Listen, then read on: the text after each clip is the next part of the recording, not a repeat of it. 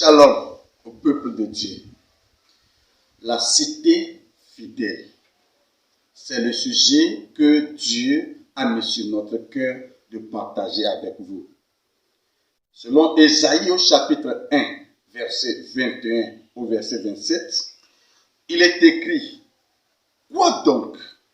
La cité fidèle est devenue une prostituée.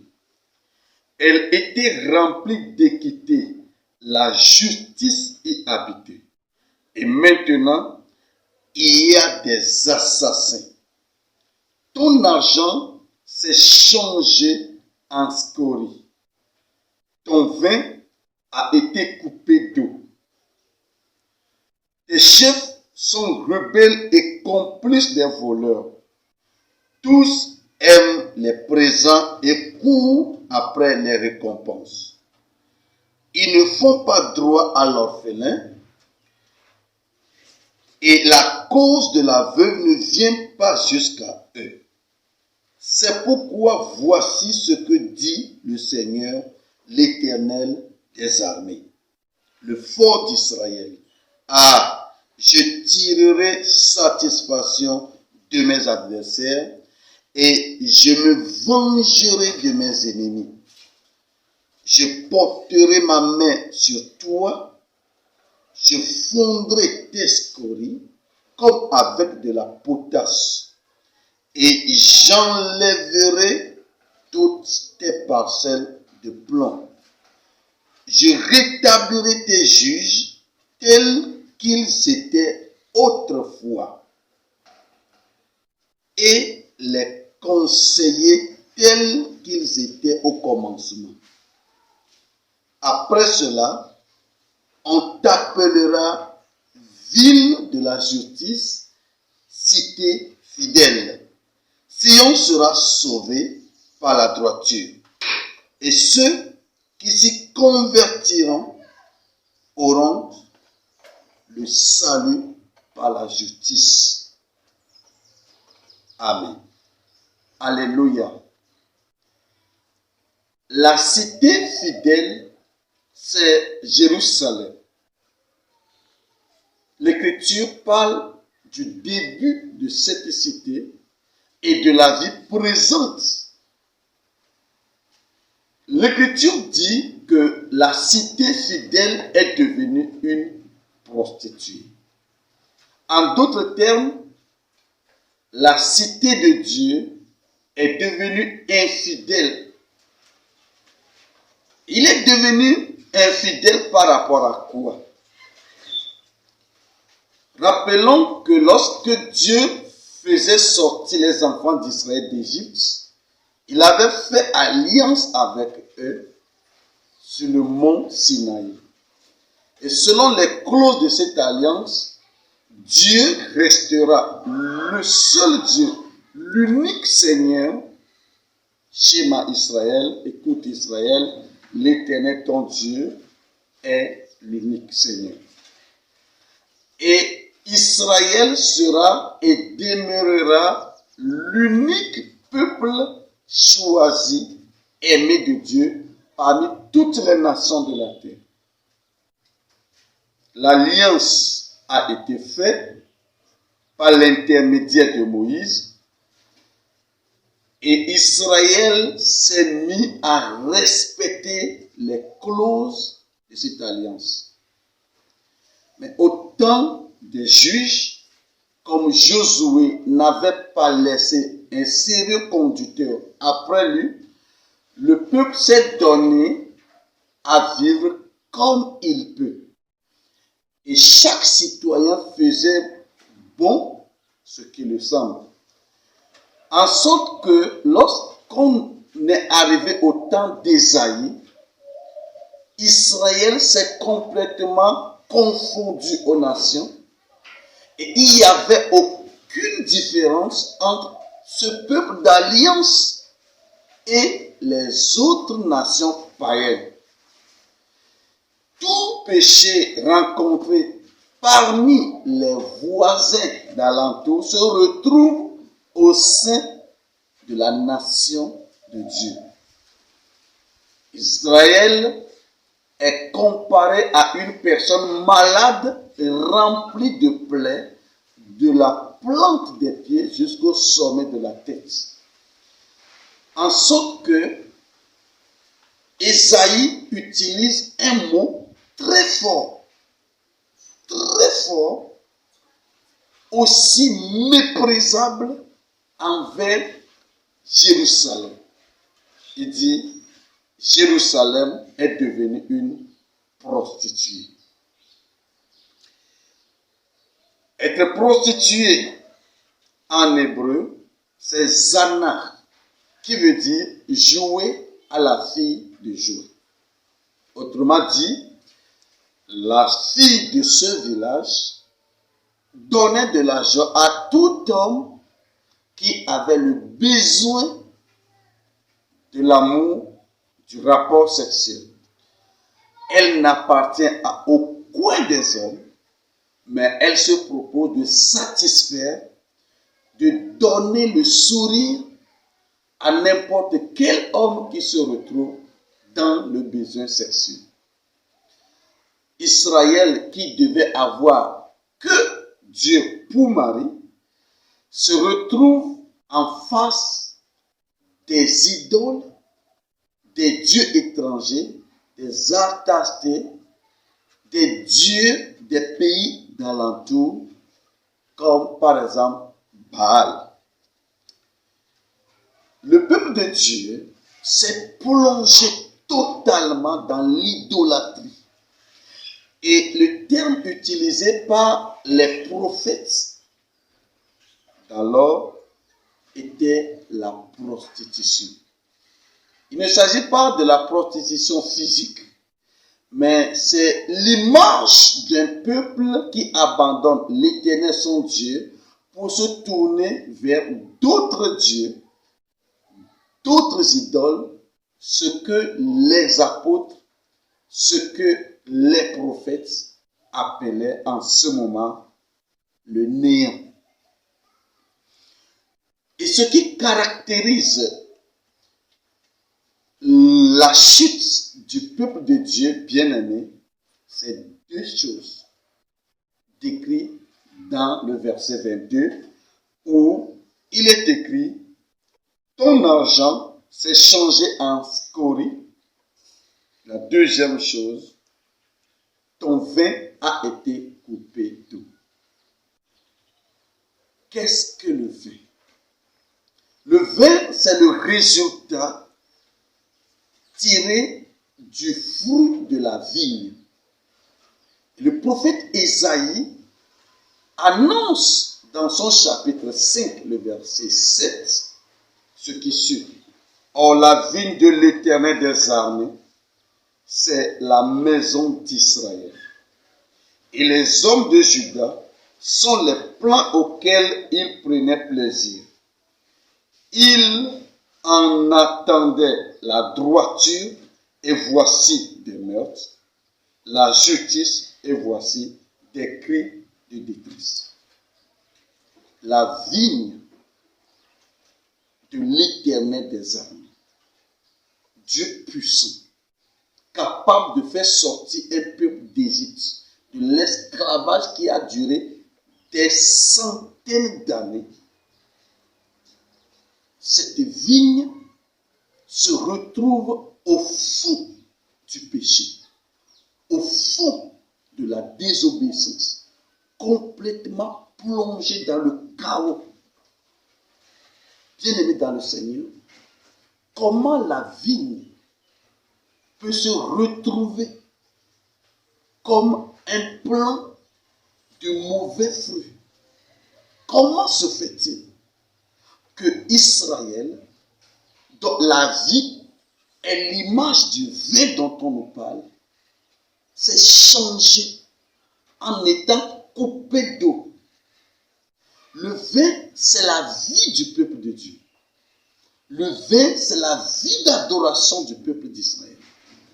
Mais l'Écriture dit que cette vie pure, cette adoration irréprochable, dans laquelle Dieu se manifeste, la présence de Dieu, le Shekinah de Dieu se révélait, cette vie d'adoration est complètement plongée dans le chaos.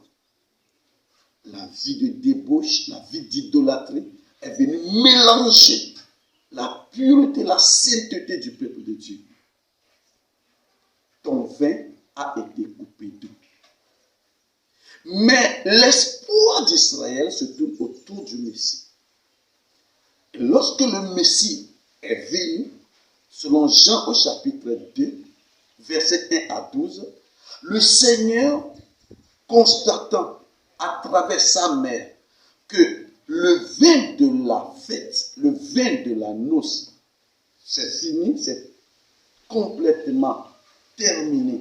Et la honte frappait la porte de la vie de ce nouveau foyer qui est l'image d'Israël par rapport à Dieu. De le Seigneur Jésus a changé l'eau de purification en vin pour la suite de la fête. Ce qui montre que si Israël accepte de se faire purifier par le Messie, sa vie pouvait encore être changée.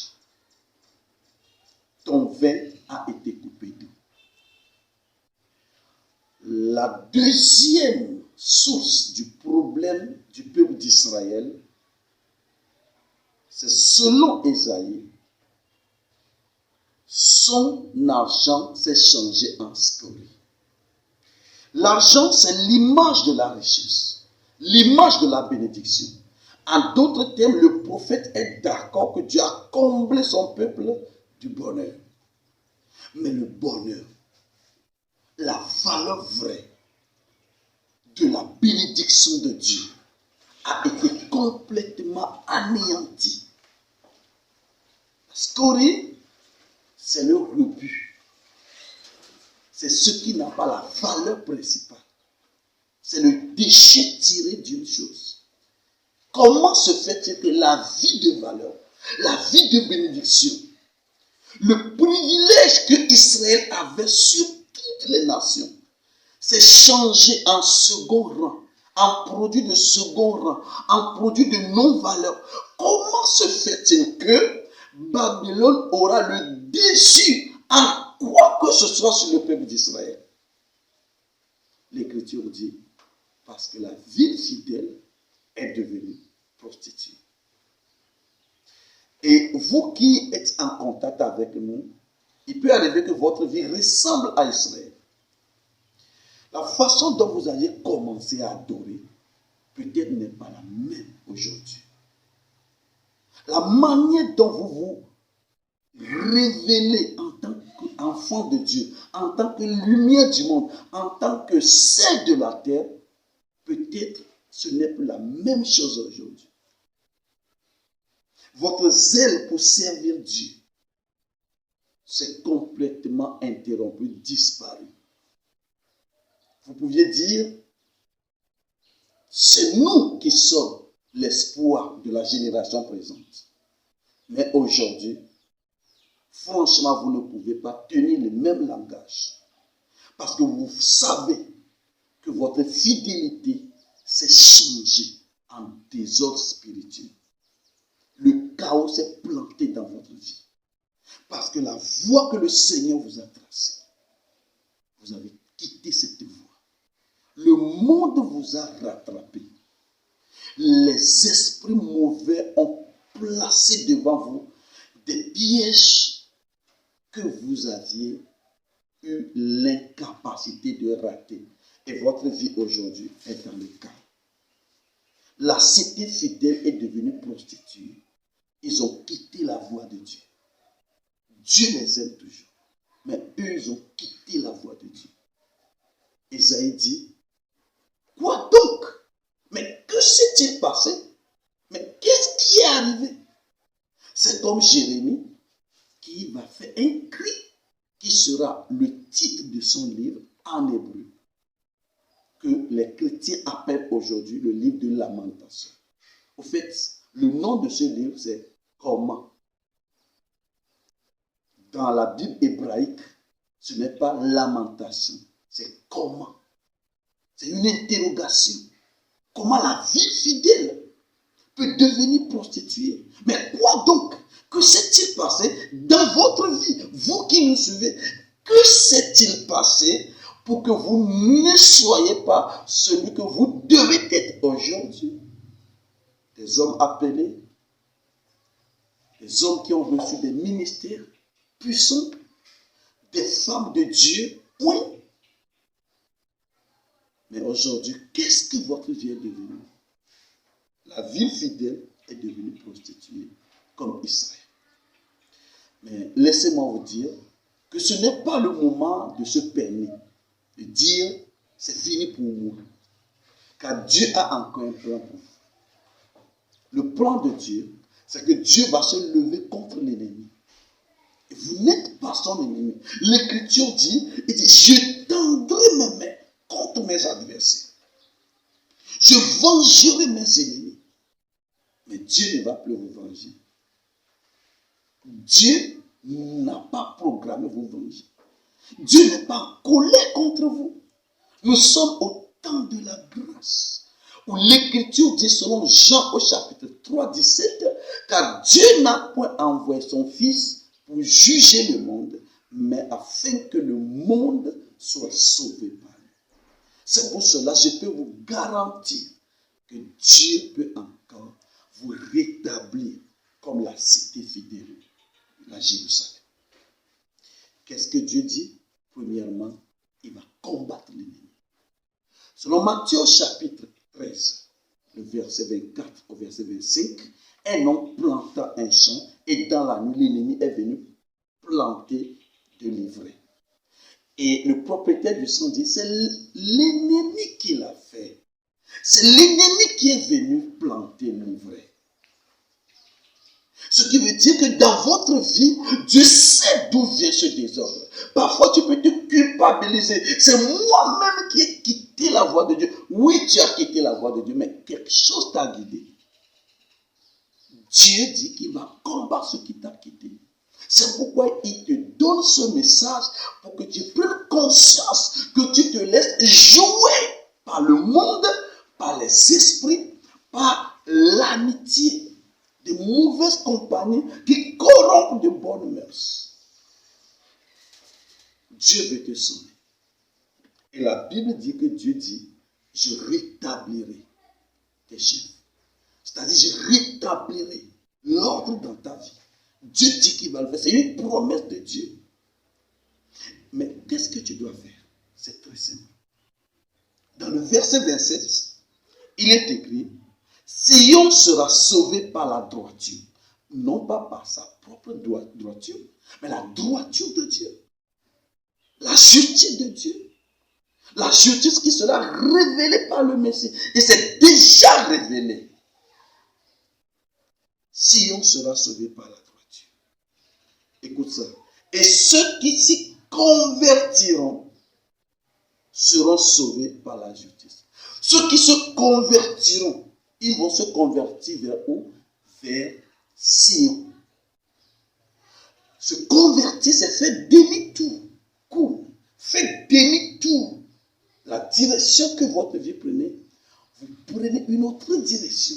Vous faites dos à ce que vous faisiez face. C'est la conversion.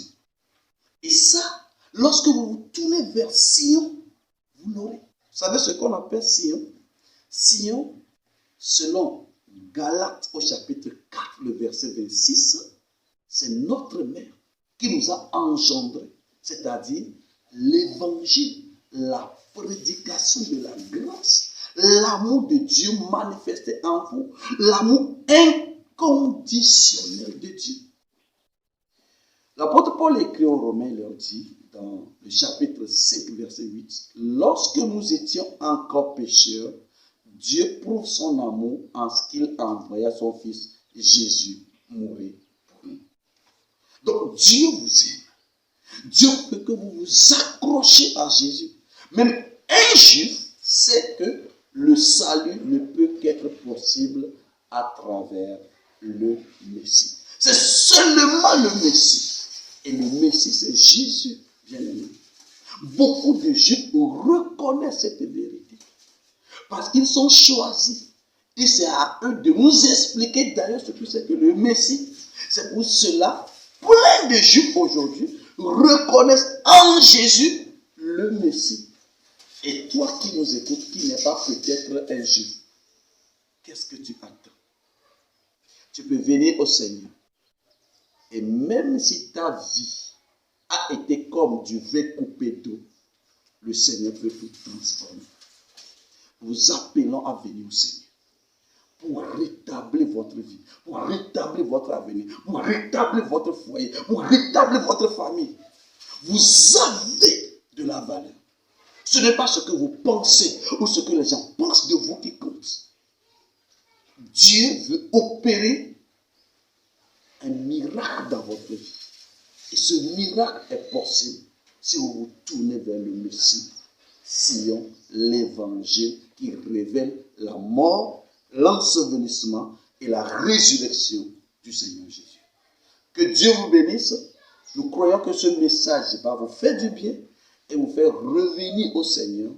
Allez à genoux, fermez vos yeux ou levez vos yeux vers le ciel et le Seigneur sera avec vous. Tournez votre cœur vers lui.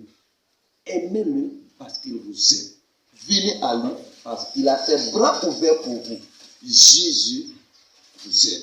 Nous sommes pasteur Boubouli. Nous sommes de l'église missionnaire Christ et Vie, installée pour le moment au Togo. Nous sommes à Lomé.